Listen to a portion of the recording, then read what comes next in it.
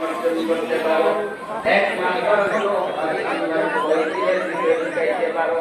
বান্দার চোখের সামনে গুনাহ আসলো, চোখের সামনে অপরাধ হইতেছে, গুনাহ আসতেছে, আল্লাহ বলেন আরেক আয়াতের ভিতরে, আল্লাহ বলেন ইয়া আইয়ুহাল্লাযীনা আমানুসবিরু, বান্দারে তুমি যদি আবার বলতেছিলাম এক নাম্বার হলো আল্লাহর ভয় দিলের ভিতরে ঢুকাও।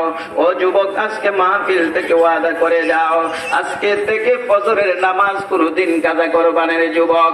এই সমাজের ভিতরে এমন যুবক তালাশ করলে পাওয়া যাবে, মসজিদের পাশে দিয়ে আজান হইতেছে, মসজিদের মিনার থেকে আল্লাহু আকবারের ধ্বনি আওয়াজ হইতেছে, প্রতিদিন 5 বার মুয়াজ্জিন তার আল্লাহু আকবারের ধ্বনির মাধ্যমে বান্দাকে ডাকে আল্লাহু আকবার, আল্লাহু আকবার। আল্লাহ আছে কিনা জোরে বলে। এরে যুবক ভাই, সীমা বাকি আছে। এর যুবক ভাই, লক্ষ্য করে দেখো কত যুবক রাস্তায় মোটর সাইকেল নিয়ে বের হয়ে আর কিন্তু বাড়ি ফিরতে পারে না, হয় কিনা? এর যুবককে বলেছে তোমার জিন্দেগির লম্বা আশা আছে। যুবক ভাইরে, এই জন্য তোমাদের পায়ে হাত দিয়ে বলে আনতাখশা কুলুবুহুম লিযিকরিল্লাহ, বান্দারে এখনো সময় আছে, আমি আল্লাহর দিকে ফিরে আসো, এখনো সময় আছে, আমি আল্লাহর কাছে খালেস ভাবে তওবা করো। বান্দা 60 যাবত গুনাহের ভিতরে লিপ্ত, কিন্তু যুবক ভাই তোমার 60 বছর হয়ে গেছে, এখনো তুমি গুনার ভিতরে লিপ্ত, কিন্তু আমার আল্লাহ বারবার তোমাদেরকে ডাকে আলাম ইয়াইনিল্লাযিনা আমানু আন তাখশা কুলুবুহুম লিযিকরিল্লাহ, বান্দারে ফিরে আসো, আমি আল্লাহর জিকিরের দিকে ফিরে আসো। জিকিরের আরেক অর্থ হলো নামাজ। ওরে বান্দা ফিরে আসো, আমি আল্লাহর আহ্বানে ফিরে আসো, নামাজের দিকে আসো।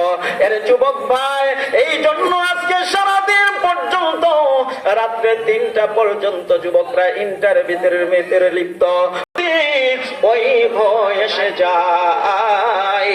আল্লাহ বলেন ওই বান্দার দ্বারা কখনো গুনাহ সংগঠিত হবে না।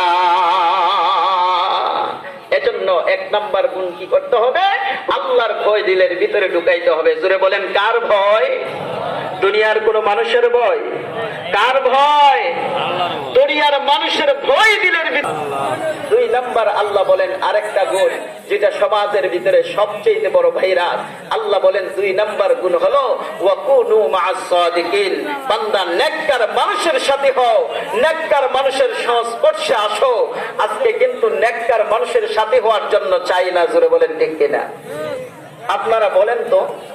ইমাম সাহেবের পয়গম্বর বলেন আমার ওই উম্মতটা যাতে আমি বিশ্ব নবীকে সম্মান করলো।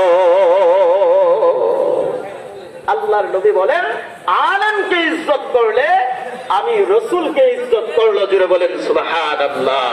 এজন্য ভাই আলেমের মহব্বত কিন্তু দিলের ভিতরে ঢুকাইতে হবে।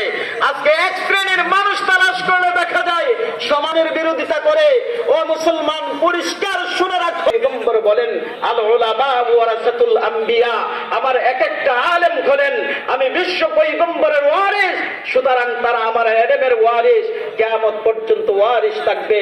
আলেম গুনাহগার হতে পারে, কিন্তু আলেম যখন ফিরে আসে আল্লাহর পয়গম্বর বলেন আবার তাকে না।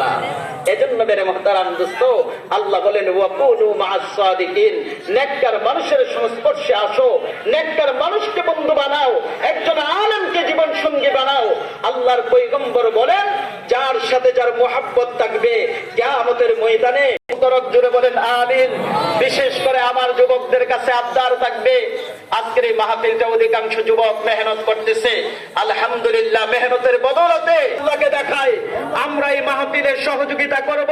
কিয়ামত পর্যন্ত যাতে এই মসজিদ যতদিন থাকে, এলাকাবাসী যতদিন থাকে, আল্লাহ যাতে ওই ময়দানটাকে কোরআনের তাফসীর। আজকে আমি সব সময় আপনাদের সাথে কথা বলি, আমার আলোচনার দিন আজকে নয়, আমাদের মাঝে উপস্থিত হয়ে গেছেন আমার অত্যন্ত বন্ধুবান প্রখ্যাত মুফাসসির কোরআন সারা বাংলাদেশ যিনি সফর করে থাকেন হযরত মাওলানা মুফতি ফরহাদ উদ্দিন আইয়ুবী সাহেব। যার আওয়াজের মাধ্যমে আমরা মরহুম আনসারী সাহেব রহমতুল্লাহি আলাইহি সুঘ্রাণ পাই। আমার আপনাদের কাছে হাত উঠান, মাহফিল যতক্ষণ চলে ততক্ষণ পর্যন্ত আমরা বসে থাকবো, যাতে আমাদের এলাকার ইজ্জত নষ্ট না হয়। কে বলবে হুজুর মাহফিলে গেছিলাম, আপনাদের এলাকায় লোকেরা মাহফিলে বসে নাই, এরকম যাতে না হয়। আমাদের মাঝে সম্মানিত ব্যক্তিগণ উপস্থিত আছেন, ওরা খ্রিস্টানের দিকে খেয়াল রাখবেন। পরিশেষে একটা আবদার, আপনি টাকা না দিতে পারেন, প্রত্যেকের কাছে আমার একটা আবদার, একটা সন্তানকে মাদ্রাসায় ভর্তি করান, কোরআনে হাফেজ তৈরি করেন। প্রত্যেকটা বাবা যাতে এরকম কোরআনের তাফসীর করনেওয়ালা প্রত্যেকটা সন্তান যাতে তৈরি করতে পারে, আল্লাহ আমাদেরকে তৌফিক দান করুক, আমিন।